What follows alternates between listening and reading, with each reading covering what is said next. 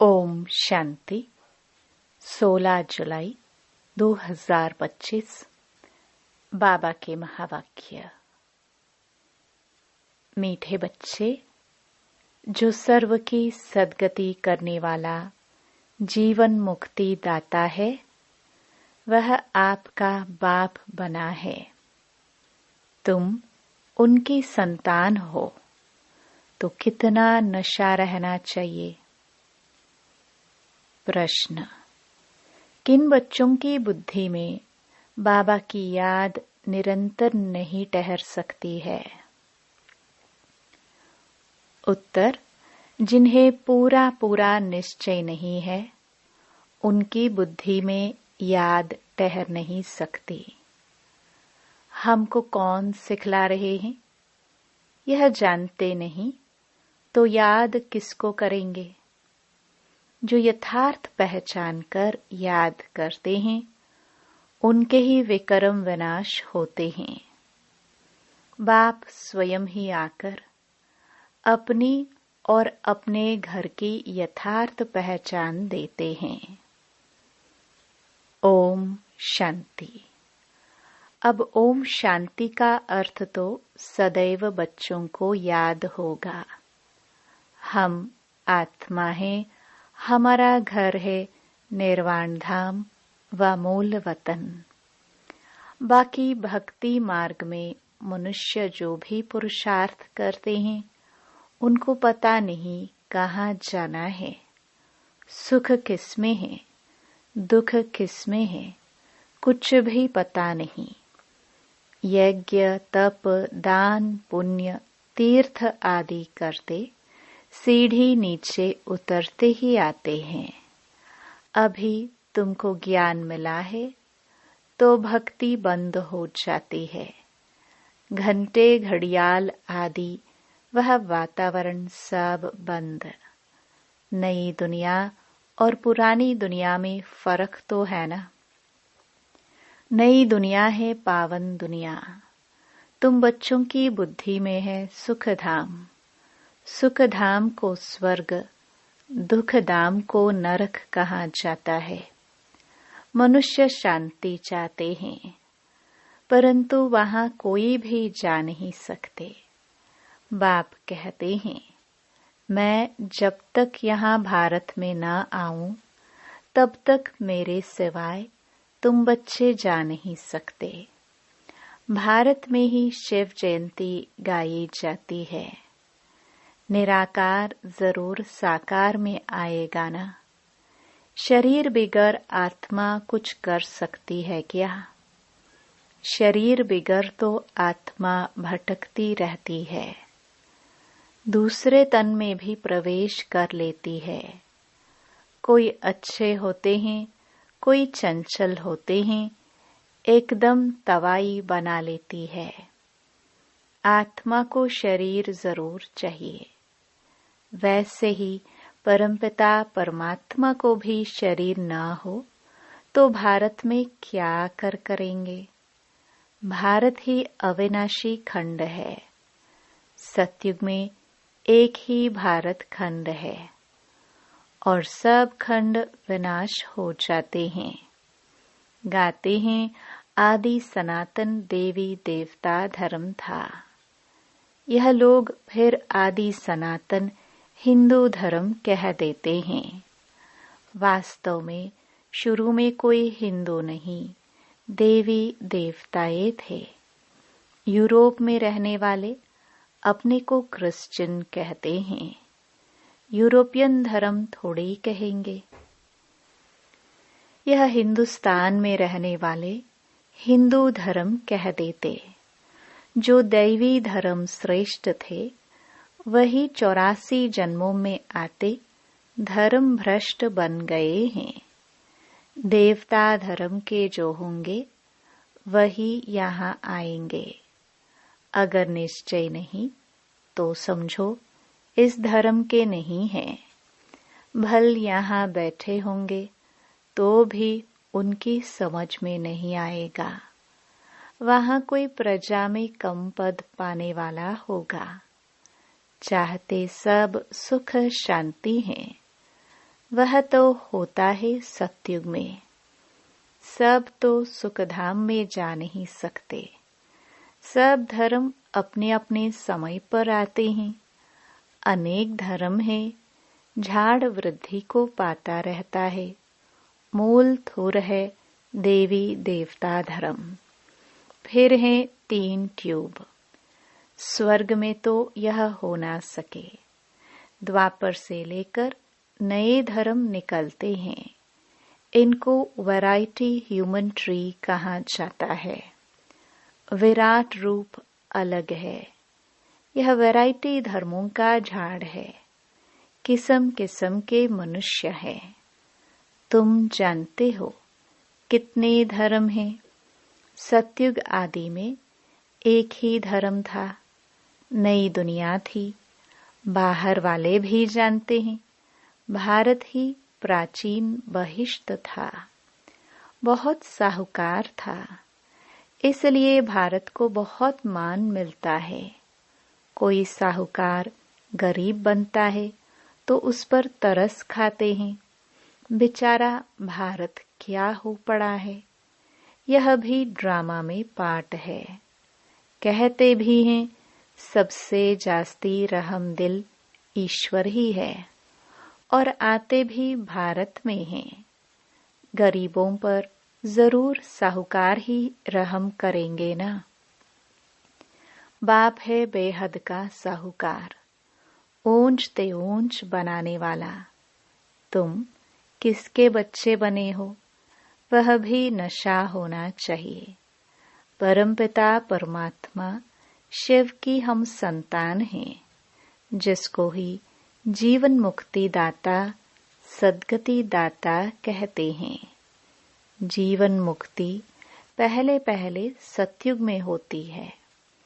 यहाँ तो है जीवन बंध। भक्ति मार्ग में पुकारते हैं, बाबा बंधन से छुड़ाओ। अभी तुम पुकार नहीं सकते। तुम जानते हो बाप जो ज्ञान का सागर है, वही वर्ल्ड की हिस्ट्री ज्योग्राफी का सार समझा रहे हैं। नॉलेजफुल हैं। वह तो खुद कहते हैं मैं भगवान नहीं हूँ। तुम्हें तो देह से न्यारा देही अभिमानी बनना है। सारी दुनिया को, अपने शरीर को भी भूलना है। यह भगवान है नहीं। इनको कहते ही हैं बाप दादा। बाप है ऊंच ते ऊंच। यह पतित पुराना तन है। महिमा सिर्फ एक की है। उनसे योग लगाना है, तब ही पावन बनेंगे। नहीं तो कभी पावन बन नहीं सकेंगे। और पिछाड़ी में हिसाब किताब चुकतू कर सजाए खाकर चले जाएंगे। भक्ति मार्ग में हम सो हम का मंत्र सुनते आए हो। हम आत्मा सो परमपिता परमात्मा सो हम आत्मा। यही रॉन्ग मंत्र परमात्मा से बेमुख करने वाला है। बाप कहते हैं बच्चे, परमात्मा सो हम आत्मा कहना यह बिल्कुल रॉन्ग है। अभी तुम बच्चों को वर्णों का भी रहस्य समझाया गया है। हम सो ब्राह्मण हैं, फिर हम सो देवता बनने के लिए पुरुषार्थ करते हैं। फिर हम सो देवता बन क्षत्रिय वर्ण में आएंगे। और कोई को थोड़े ही पता है हम कैसे 84 जन्म लेते हैं, किस कुल में लेते हैं। तुम अभी समझते हो हम ब्राह्मण हैं। बाबा तो ब्राह्मण नहीं है। तुम ही इन वर्णों में आते हो। अब ब्राह्मण धर्म में एडॉप्ट किया है। शिव बाबा द्वारा प्रजापिता ब्रह्मा की संतान बने हो। यह भी जानते हो निराकारी आत्माएं असली ईश्वरीय कुल की हैं। निराकारी दुनिया में रहने वाली हैं। फिर साकारी दुनिया में आती हैं। पाट बजाने आना पड़ता है। वहां से आए, फिर हमने देवता कुल में 8 जन्म लिए। फिर हम क्षत्रिय कुल में, वैश्य कुल में जाते हैं। बाप समझाते हैं, तुमने इतने जन्म दैवी कुल में लिए, फिर इतने जन्म क्षत्रिय कुल में लिए। 84 जन्मों का चक्र है। तुम्हारे बिगर यह ज्ञान और कोई को मिल ना सके। जो इस धर्म के होंगे वही यहाँ आएंगे। राजधानी स्थापन हो रही है। कोई राजा रानी, कोई प्रजा बनेंगे। Suryavanshi Lakshmi Narayan the first, second, third 8 गद्दी चलती हैं। फिर क्षत्रिय धर्म में भी फर्स्ट, सेकंड, थर्ड ऐसे चलता है। ये सब बातें बाप समझाते हैं। ज्ञान का सागर जब आते हैं तो भक्ति खलास हो जाती है। रात खत्म हो, दिन होता है। वहां किसी भी प्रकार के धक्के नहीं होते। आराम ही आराम है, कोई हंगामा नहीं। यह भी ड्रामा बना हुआ है। भक्ति कल्ट में ही बाप आते हैं। सबको वापस जरूर जाना है। फिर नंबरवार उतरते हैं। क्राइस्ट आएंगे तो फिर उनके धर्म वाले भी आते रहेंगे। अभी देखो कितने क्रिश्चियन हैं। क्राइस्ट हो गया क्रिश्चियन धर्म का बीज। इस देवी देवता धर्म का बीज है परमपिता परमात्मा शिव। तुम्हारा धर्म स्थापन करते हैं परमपिता परमात्मा। तुमको ब्राह्मण धर्म में किसने लाया? बाप ने अडॉप्ट किया तो उनसे छोटा ब्राह्मण धर्म हुआ। ब्राह्मणों की चोटी गाई जाती है। यह है निशानी छोटी। फिर नीचे आओ तो शरीर बढ़ता जाता है। ये सब बातें बाप ही बैठ समझाते हैं। जो बाप कल्याणकारी है वही आकर भारत का कल्याण करते हैं। सबसे अधिक कल्याण तो तुम बच्चों का ही करते हैं। तुम क्या से क्या बन जाते हो। तुम अमरलोक के मालिक बन जाते हो। अभी ही तुम काम पर विजय पाते हो। वहां अकाले मृत्यु होती नहीं। मरने की बात नहीं। बाकी चोला तो बदलेंगे ना। जैसे सर्प एक खाल उतार दूसरी लेते हैं, यहाँ भी तुम यह पुरानी खाल छोड़ नई दुनिया में नई खाल लेंगे। सत्युग को कहा जाता है गार्डन ऑफ फ्लावर्स। कभी कोई कुवचन वहां नहीं निकलता। यहाँ तो है ही कुसंग, माया का संग है ना। इसलिए इनका नाम ही है रौरो नरक। जगह पुरानी होती है तो म्युनिसिपैलिटी वाले पहले से ही खाली करा देते हैं। बाप भी कहते हैं जब पुरानी दुनिया होती है तब हम आते हैं। ज्ञान से सद्गति हो जाती है। राजयोग सिखाया जाता है। भक्ति में तो कुछ भी नहीं है।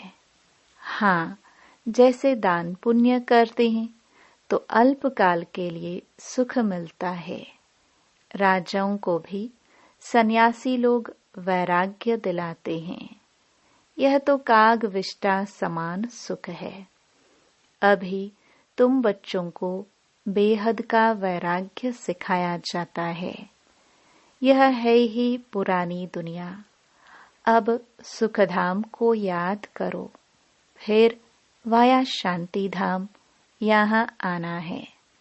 दिलवाड़ा मंदिर में हूबहू तुम्हारा इस समय का यादगार है। नीचे तपस्या में बैठे हैं, ऊपर में है स्वर्ग। नहीं तो स्वर्ग कहाँ दिखाए। मनुष्य मरते हैं तो कहेंगे स्वर्ग पधारा। स्वर्ग को ऊपर में समझते हैं, परंतु ऊपर में कुछ है नहीं। भारत ही स्वर्ग, भारत ही नरक बनता है। यह मंदिर पूरा यादगार है। यह मंदिर आदि सब बाद में बनते हैं।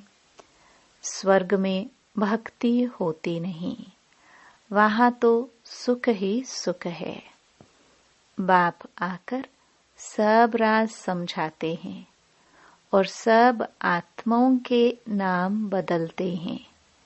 शिव का नाम नहीं बदलता, उनका अपना शरीर है नहीं। शरीर बिगर पढ़ाएंगे कैसे। प्रेरणा की तो कोई बात ही नहीं। प्रेरणा का अर्थ है विचार। ऐसे नहीं ऊपर से प्रेरणा करेंगे और पहुंच जाएंगे, इसमें प्रेरणा की कोई बात नहीं। जिन बच्चों को बाप की पूरी पहचान नहीं, पूरा निश्चय नहीं, उनकी बुद्धि में याद भी ठहरेगी नहीं। हमको कौन सिखला रहे हैं, वह जानते नहीं तो याद किसको करेंगे। बाप की याद से ही तुम्हारे विकर्म विनाश होंगे। जो जन्म जन्मांतर लिंग को ही याद करते हैं, समझते हैं यह परमात्मा है, उनका यह चिन्ह है। वह है निराकार, साकार नहीं है। बाप कहते हैं मुझे भी प्रकृति का आधार लेना पड़ता है, नहीं तो तुमको सृष्टि चक्र का राज कैसे समझाऊं। यह है रूहानी नॉलेज। रूहों को ही यह नॉलेज मिलती है। यह नॉलेज एक बाप ही दे सकते हैं। पुनर्जन्म तो लेना ही है। सब एक्टर्स को पार्ट मिला हुआ है। निर्वाण में कोई भी जा नहीं सकता, मोक्ष को पा नहीं सकते। जो नंबर 1 विश्व के मालिक बनते हैं, वही 84 जन्मों में आते हैं। चक्र जरूर लगाना है। मनुष्य समझते हैं मोक्ष मिलता है। कितने मतांतर हैं। वृद्धि को पाते ही रहते हैं, वापस कोई भी जाते नहीं। बाप ही 84 जन्मों की कहानी बताते हैं। तुम बच्चों को पढ़कर फिर पढ़ाना है। यह रूहानी नॉलेज तुम्हारे सिवाय और कोई दे ना सके। न शूद्र न देवताएं दे सकते हैं। सतयुग में दुर्गति होती नहीं जो नॉलेज मिले। यह नॉलेज है ही सदगति के लिए। सदगति दाता, लिबरेटर, गाइड एक ही है। सिवाय याद की यात्रा के कोई भी पवित्र बन न सके। सजाए जरूर खानी पड़ेगी, पद भी भ्रष्ट हो जाएगा। सबका हिसाब किताब चुकतू तो होना है ना। तुमको तुम्हारा ही बात समझाते हैं और धर्मों में जाने की क्या पड़ी है। भारतवासियों को ही यह नॉलेज मिलती है। बाप भी भारत में ही आकर 3 धर्म स्थापन करते हैं। अभी तुमको शूद्र धर्म से निकाल ऊंच कुल में ले जाते हैं। वह है नीच पतित कुल। अब पावन बनाने के लिए तुम ब्राह्मण निमित्त बनते हो। इनको रुद्र ज्ञान यज्ञ कहा जाता है। रुद्र शिव बाबा ने यज्ञ रचा है। इस बेहद के यज्ञ में सारी पुरानी दुनिया की आहुति पड़नी है। फिर नई दुनिया स्थापन हो जाएगी।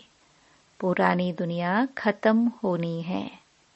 तुम यह नॉलेज लेते ही हो नई दुनिया के लिए। देवताओं की परछाई पुरानी दुनिया में नहीं पड़ती। तुम बच्चे जानते हो कि कल्प पहले जो आए होंगे वही आकर यह नॉलेज लेंगे। नंबरवार पुरुषार्थ अनुसार पढ़ाई पढ़ेंगे। मनुष्य यहाँ ही शांति चाहते हैं। अब आत्मा तो है ही शांति धाम की रहने वाली, बाकी यहाँ शांति कैसे हो सकती। इस समय तो घर घर में अशांति है। रावण राज्य है ना। सतयुग में बिल्कुल ही शांति का राज्य होता है।